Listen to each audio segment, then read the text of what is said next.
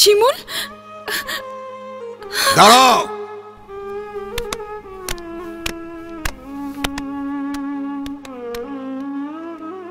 শিমুল, যেখানে দাঁড়িয়ে আছো সেখান থেকে ফিরে যাও।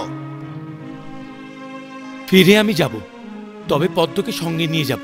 না, পদ্ম তোমার সাথে যাবে না।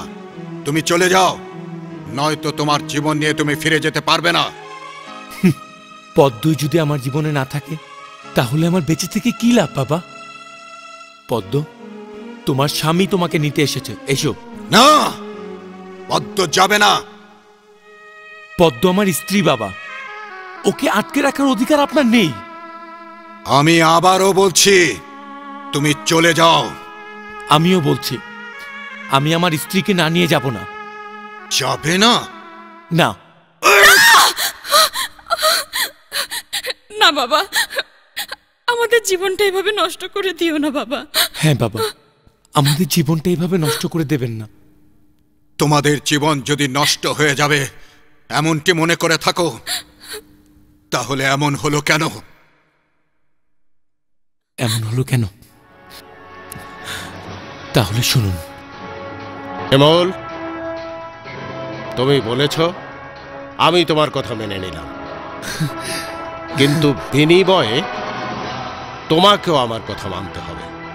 কিন্তু ইতিপূর্বে তুমি আমার অনেক কথা মানোনি, তাহলে আমি কি করে বিশ্বাস করব আজকের কথা তুমি মানবে? দাদু, আমি পাক কুরআন আর আল্লাহর কসম খেয়ে বলছি, আমি তোমার সব কথা রাখব।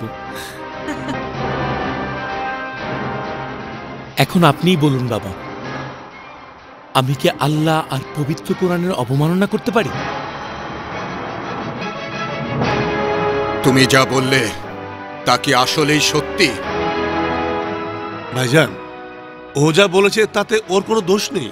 দোষ না হলেও ওর ফুপু আমার মেয়েকে সমস্ত গ্রামের মধ্যে দিয়ে টেনে হিচড়ে এখানে নিয়ে এসে আমার মান সম্মান সব ধুলোয় বিছিয়ে দিয়েছে, যা আমি কোনোদিনও ফেরত পাবো না। তবু আমাদের মেয়ের জন্য কিছু একটা করতে হবে। হ্যাঁ ভাইজান, ভাবি ঠিকই বলেছে। পদ্ম আর শিমুলকে সারা জীবন চোখের জলে কাঁদতে দিও না, কাঁদতে দিও না ভাইজান।